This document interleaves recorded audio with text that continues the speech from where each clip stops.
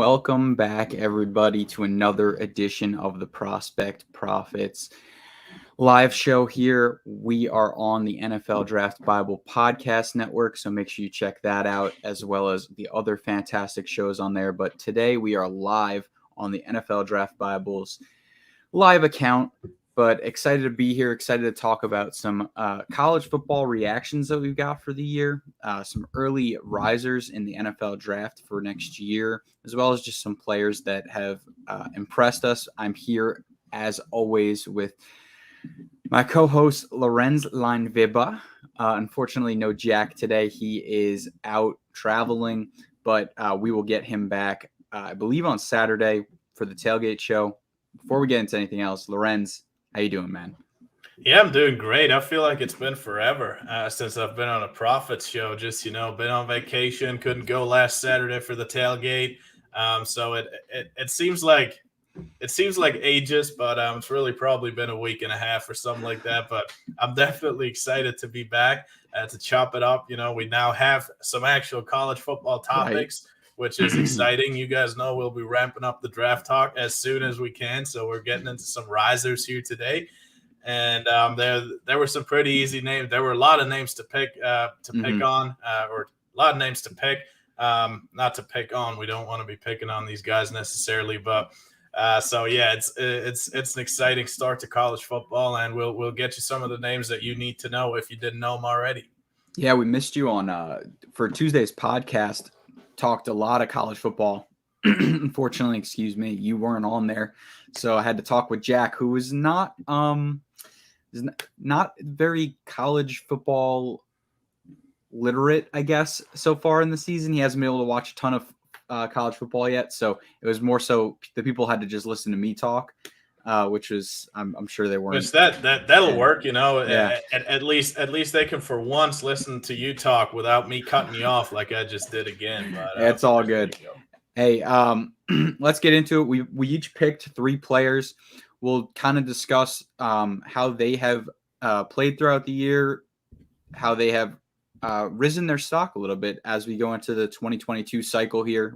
It's already been started, but these are the games that will be counting heavily towards that. So without further ado, first player, Lorenz, you wanted to talk about here, Zach Charbonnet.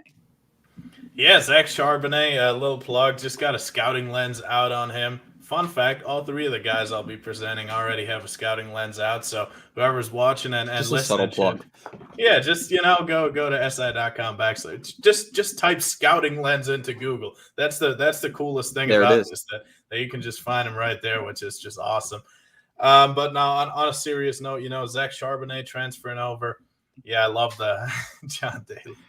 Matt, Zach, get out of here. I do like John Daly, though. But on a serious note, Zach Charbonnet transferred over from Michigan, had a big time freshman season there in Ann Arbor. Then last year it really didn't go too well. Only had, I think, 19 carries for the Wolverines. Goes to UCLA, and he's rotating with 3 other backs, but he's been statistically by far the most impressive player there. Had a big time week 0 against Hawaii, big time week 1 against LSU. I had both those films. I broke them down. So let's start off with the things that I like about Zach Charbonnet. He's an estimated 6'1", 220. I don't know if he's quite 6'1", but he's an upright guy, so he's a taller running back. I do think the 220 are for real. He's really built, especially in his upper body. The chest and shoulder area is really big for him. And he's someone who, if you come in high, if you try to tackle him high, good luck, because you're just going to be bouncing off him. He's a powerful guy. He can break tackles. He can drive piles. I think he's got decent vision. He's especially good on those counter schemes where he gets a little bit more time to let holds develop. And I do think he's got the frame to turn into a good blocker. Now, some of the things that I don't like about Zach Charbonnet, I don't think he's a transcendent athlete in any way, shape, or form. I don't think he's overly dynamic. He won't make you miss. I don't think he'll do much for you in the passing game. So I think it's a little bit of both. A lot of people had Zach Charbonnet written off. I do think he's going to be a draftable guy, maybe if he even comes out, maybe more so day 3 than day 2, where a lot of people seem to be slotting him right now. I think he projects as that sort of power back, goal line carries, pile driving type guy, which is great.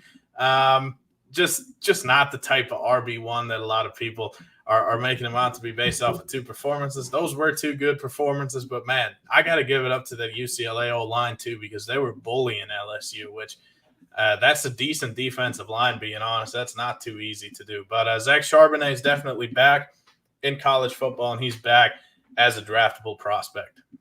Yeah, I mean, Zach Charbonnet is a guy who I liked at Michigan. Definitely through his freshman year. I was disappointed, obviously, with production, I guess, and opportunities last year, but Chris Evans was there, so there was definitely some competition. But from what I've seen this year, and I have not broken down the film yet on these games, so I won't even pretend like I have.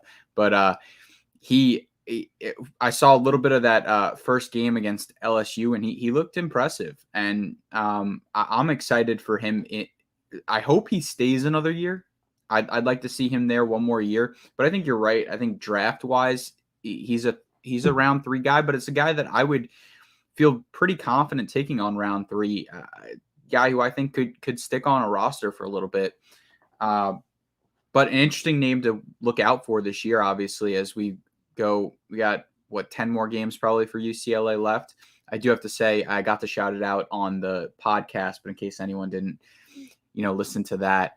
I did pick Fresno State to beat UCLA this weekend. So, and I got that one right. Jake Haener came in clutch for me. But, yeah, let's move on here. Speaking of Jake Haener, let's move to a quarterback.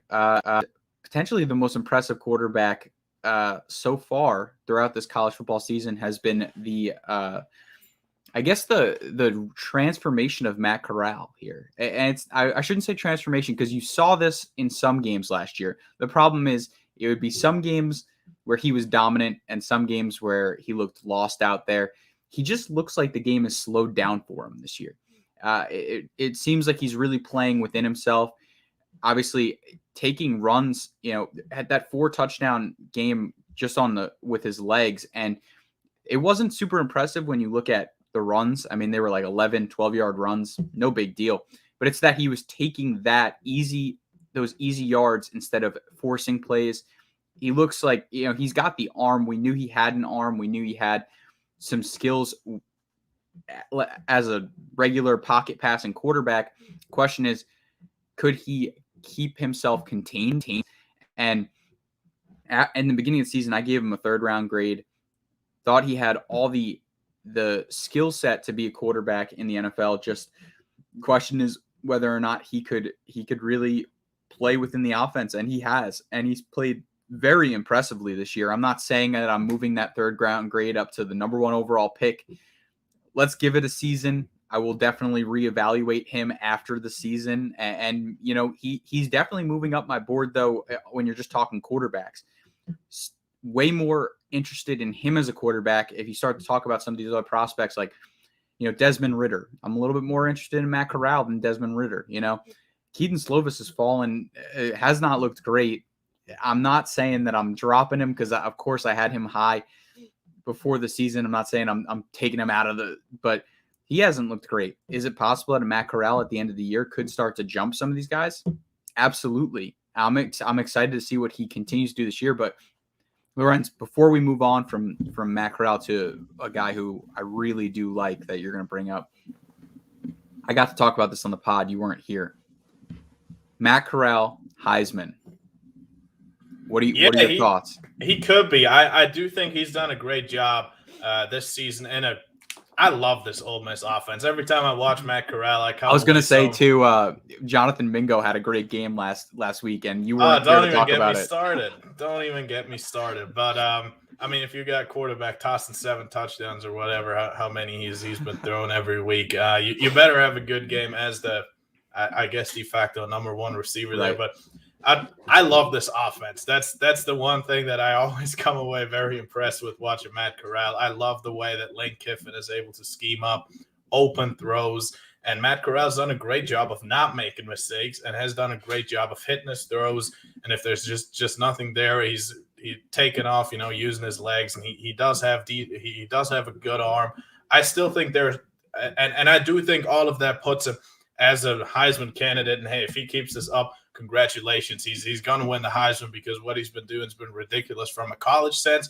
We're also a draft show though, and I think he's right now. He's maximizing the things that you can do playing within that offense. I still think he's going to have a pretty steep learning curve getting to the NFL. Just different type of reads, different type of concepts. Not saying that's. I mean, most quarterbacks have to do that, but for him, really coming from that offense, it's like that to a different extent. So, from a fan's and from a viewer's perspective, I love the offense. From an evaluator's perspective, it's really tough because they do next to nothing from a mental and from a scheme and from a schematic standpoint that's going to translate to the type throws that get you paid in the NFL. That said, impressive start for Matt Corral to start the season. And I'll get into the next guy. You already talked about Devin Lloyd, who you also liked. I think you were the first one to write him up, but, had some big-time grades. So I had to get back in, had to write him up before the season started. He's got 38 tackles right now, second in the country. Devin Lloyd, I think if you're looking for that weak side will linebacker that's got a ton of length, that's got a lot of athleticism in pursuit, I think he really shines. And then dropping into coverage, he can gain depth. He can take away intermediate routes. That's where I love Devin Lloyd. I'm still looking for a little bit more of the aggressiveness, playing downhill, taking on blocks. And I do think he's got more physicality than people want to give him credit due to that very narrow frame that he does have. I do still want to see some more, splash plays behind the line of scrimmage. But I do think Devin Lloyd is built for the modern game. He's going to be a really good linebacker somewhere. Just got to see a little bit more against the run, but 38 tackles. Hey, that's a statement. That's someone coming out there, someone who's has taken a tremendous step if you compare his 2019 to 2020. Really someone who continuously gets better, seems to have taken another step, and I think is really cementing himself as the top senior linebacker in the country this season. He's been super impressive on every watch that I've given him, and I do agree with you. I don't think he's a thumper, and that is something that could become an issue. Not that necessarily that he's not a thumper, but that he's not necessarily, a killer linebacker. That's something that could be an issue in the NFL. But otherwise, I love this kid's game. I mean, he plays. You talk about having length. He plays with the length, though. He's got it, and he plays with it. He doesn't seem to have an issue breaking off of tackles off blocks at that second level to make tackles. Really good eyes. I think this kid, you talked about it, 38 tackles throughout the season, being second in the country right now. He's just putting himself on the national radar that he should have. And this has got to be, in my opinion, he's a first-round linebacker. It's something that will obviously be discussed as we go through the year. But from what I saw, I think that the continued improvement, teams should be super excited about what this kid is putting on tape. And I'll jump right into the next guy here, a guy who has gotten the national attention, maybe a little bit too much. But that being said, he has still looked phenomenal throughout the year, and that's Aiden Hutchinson, the defensive end / interior defensive lineman from Michigan.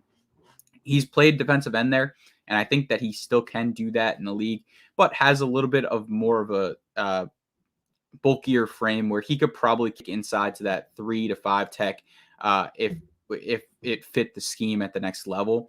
But he has looked very impressive throughout the year. Now, I am not jumping on the train and saying that this kid is a top 3 pick. I'm not doing that. I've seen some takes like that. I'm not saying he's a top 10 pick. Do I think that this kid could find himself in the first round? Not based on my grade preseason, but yeah, I think he could potentially find himself in the first round. I mean, we saw Peyton Turner go in the first round, kind of similar as to that versatility of being able to kick inside and outside. But I think this kid is jumping up boards right now, and he should be, because he looks developed in his passing, his pass rush. It's not just one move. He's looks like he's got some quickness off the edge. He's using his strength well. I don't know. I don't think that he is going to jump up into the top echelon of the first round, the first half. But I do think that we could see this kid sneak into the first round, and I really love what I've seen so far in small samples got to jump into the tape and see what he's done this year, more so on a play-to-play basis. But you see the highlights. You're watching a Michigan game. You see him jump off the TV. So I do really like what he's done so far, and I'm definitely excited to see how the rest of the year goes. That being said, the hype is a little bit too high for me right now. I'm not really loving seeing him go that early in mock drafts, but hey, I guess that's good for him just to be on the national radar, but definitely been impressive so far. What do you think on him? Yeah, Aiden Hutchinson was someone who going into the season, he was obviously coming off the knee injury. My biggest question was around his pass rush ability because I love his hands. I love his strength. I love his run defense ability.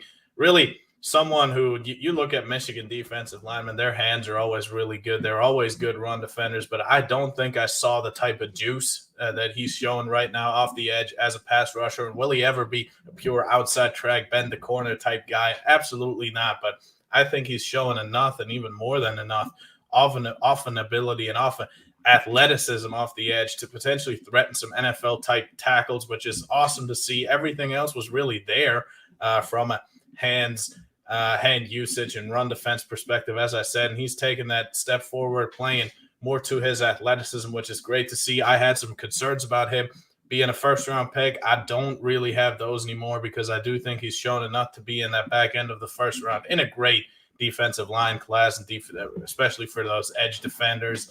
And I think he'll be in there. Hey, but it's so deep he might slip out. It's tough to say at this point, but I think he's shown that he would be worthy of that type of selection. Someone who else might.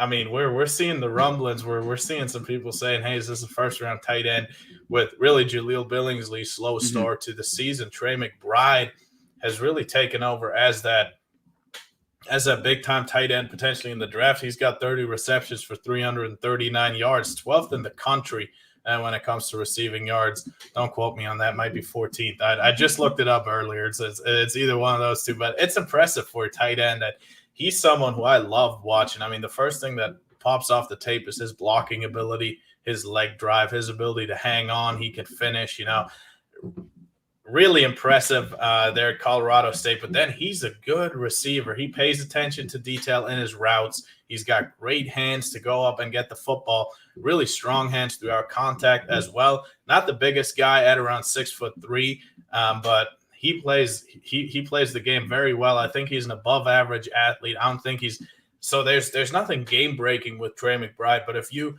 use him in the sort of George Kittle type of mold, and I'm not saying he's George Kittle, absolutely not, but you're using him a lot as a blocker. You're getting him the ball in space. You're looking for him to separate over the middle and make plays after the catch. I think he can do that. He doesn't have that type upside that a Kittle has, but I think he could play that role for teams that run that type of offense. I think maybe the New York Jets, who got a lot of and there's coaches a need there too from the 49ers. They need a tight end. Hey, I don't want to be making fits, whatever in September. Heard it here talking about, but that would be a great fit for a guy like Trey McBride. Really maximize his skill set. I don't think he's going to be a first rounder, but I slapped the second round grade on him. I stand by that. I think he's a great player.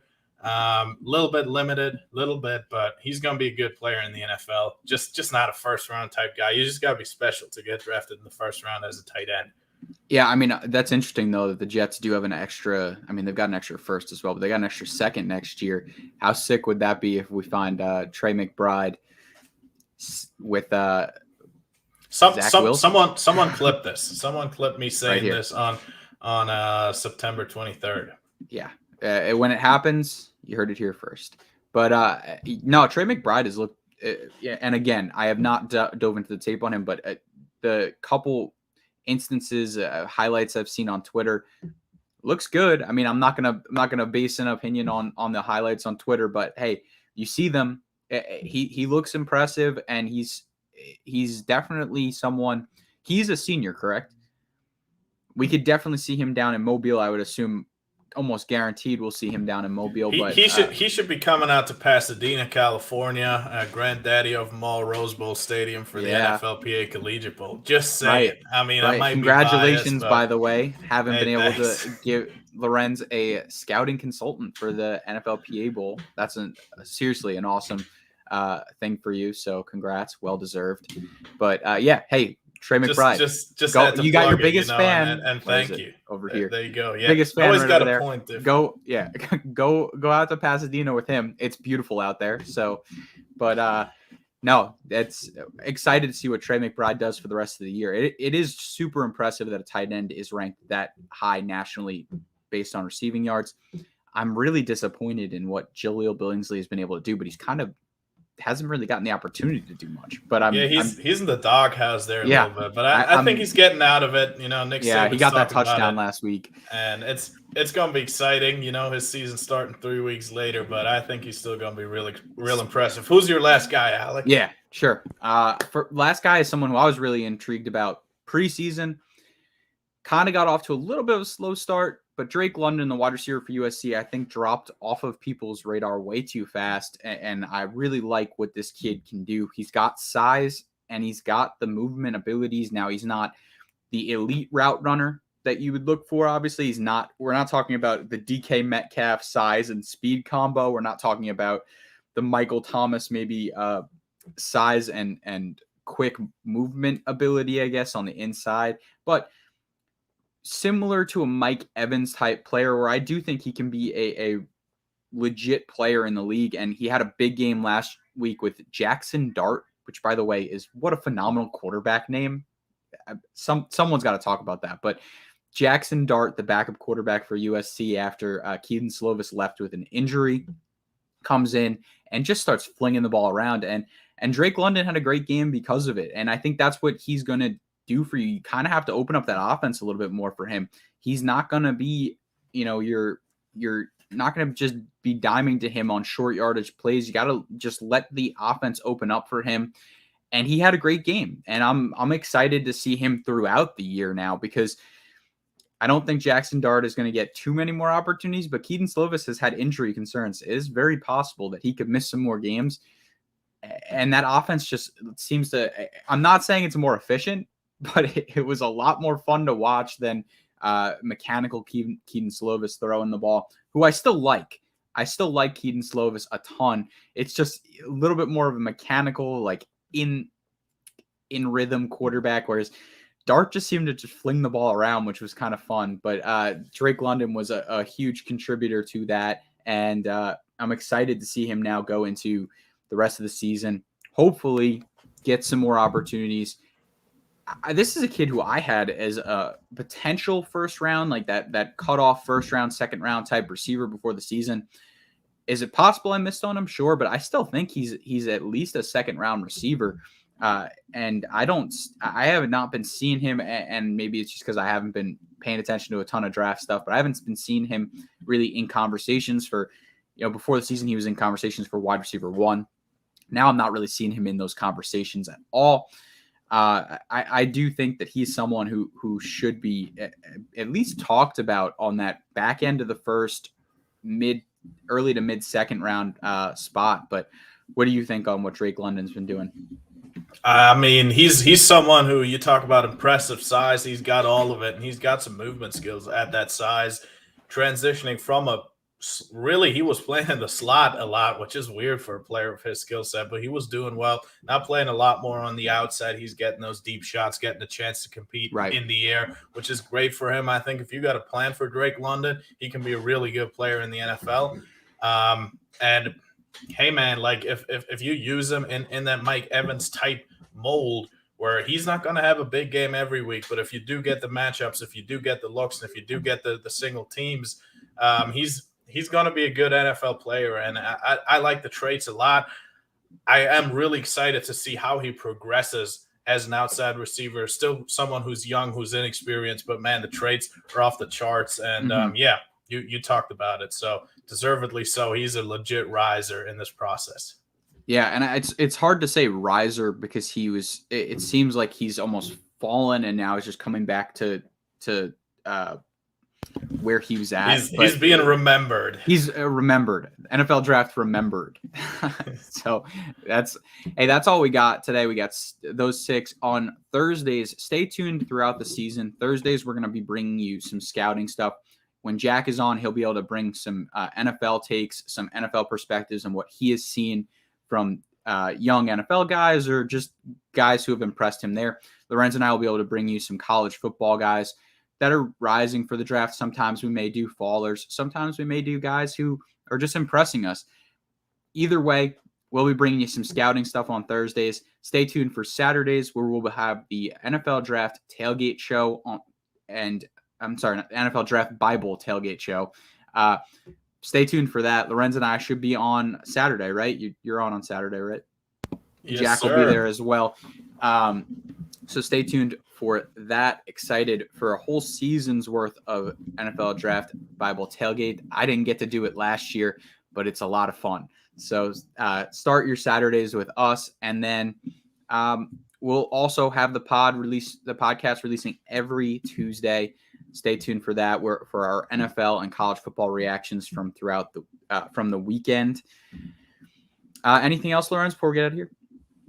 Yeah, I mean, you hit basically everything on the head. One more thing that I do want to plug is if you're tuning in tomorrow morning to the State of Football, you'll get an ELF special. I got a ton of interesting guests lined up. 9 a.m. Eastern. I got the head coach of the Frankfurt Galaxy. I got their quarterback, Jacob Sullivan, who, if you were watching State of Football yesterday, you saw how impressive and how interesting he was. Got defensive coordinator for the Hamburg team, and then we do and Coach Kendrell Ellison, who's going to have some interesting things to say, and their left tackle, Keanu Ebanks. Really excited for that one.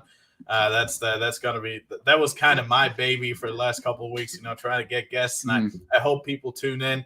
There'll be something for people who are familiar with the ELF, for people who aren't familiar with it, and it's just going to be a lot of fun talking to these guys because of how impressive they are. So tune in for that.